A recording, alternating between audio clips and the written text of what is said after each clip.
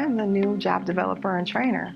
So I look at getting people placed in jobs that will get them where they need to be for right now, and if they're changing careers, where they can feel comfortable being themselves, where they've grown in their own career choice.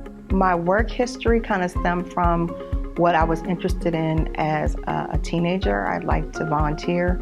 I was asked by a couple of school leaders to kind of sharpen my leadership skills, and served on a lot of committees and boards as a teen, and it landed me as a community organizer. And I was a young mom, and one of the ways I entered the workforce was by volunteering and being a part of community functions. So I would door knock, I would volunteer at the old folks home on my block, and that's kind of how I got involved. So I did most of my training in Minneapolis, Minnesota at the Cultural Wellness Center under Elder Atum and a few other elders that represented their own culture. But for the people of African descent, Elder Atum Azahir was our cultural resident elder, who was also the founder of the Cultural Wellness Center. And so we did a lot of things around rites of passage, how to exit off of MFIP, which was the welfare system that turned from a lifetime into 60 months, which broke down to 5 years, but we didn't want people to use their 5 years consecutively.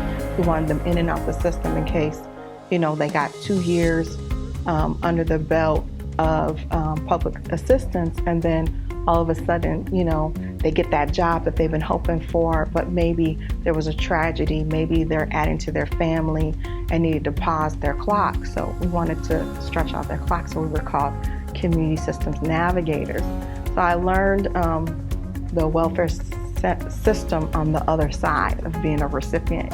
As a teen mom, I needed a lot of resources and help, and I always wanted to give back. So some of the positive experiences I had using community resources, I was able to kind of put that under my belt and be a resource to others. So if I found a good resource, I was sharing it with my neighbors. Yeah, your best version of yourself looks like you being able to go to work and feel proud of what you're doing, And for some people, that is a job that is in an industry that some of us wouldn't pick, but maybe they're glad that they are, no longer incarcerated and they can support their family. Maybe they're just grateful that they're showing somebody in their family that, all you have to do is get up and do it.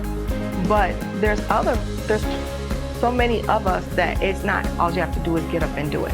There's steps, and you shouldn't have to feel ashamed of that. And it makes me feel relieved, and it makes me feel like I've come full circle to be a part of the steps, because you're not gonna stay somewhere very long if you don't have supports on either side.